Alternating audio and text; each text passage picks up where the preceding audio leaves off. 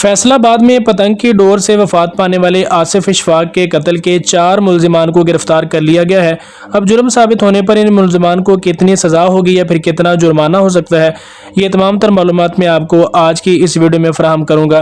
दोस्तों, सुनने में तो शायद ये खबर आपको बड़ी अजीब लगी होगी कि जो लड़का यानी आसिफ इशफाक पतंग की डोर लगने से हादसाती तौर पर जिसका इंतकाल हुआ था, उसका कातिल कौन हो सकता है या फिर उसका कातिल इतनी जल्दी कैसे गिरफ्तार हो सकता है।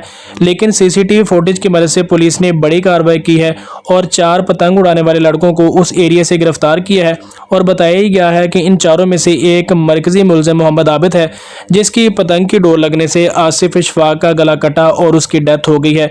पुलिस ने 4 रोज़ा रिमांड ले लिया है और मजीद पूछगिछ करने के बाद हतमी तौर पर नतीजा सामने आएगा कि क्या इन चारों में से या फिर मोहम्मद आबिद के जो पतंग की डोर थी उसके लगने से आसिफ इशफाक की डेथ हुई है या फिर मामला कोई और है।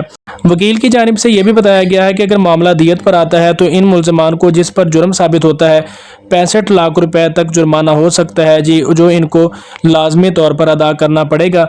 अब मजीद जो तफ्तीश होगी, 4 रोज़ा रिमांड ख़त्म होगा तो उसके बाद हक़ाइक़ सामने आएंगे कि आसिफ इशफाक के जो कत्ल का मरकज़ी मुलज़िम है वो मोहम्मद आबिद है या फिर इन तीनों में से कोई और है। दोस्तों, इस हवाले से जो भी नई अपडेट होगी आपको इन्फॉर्म करेंगे।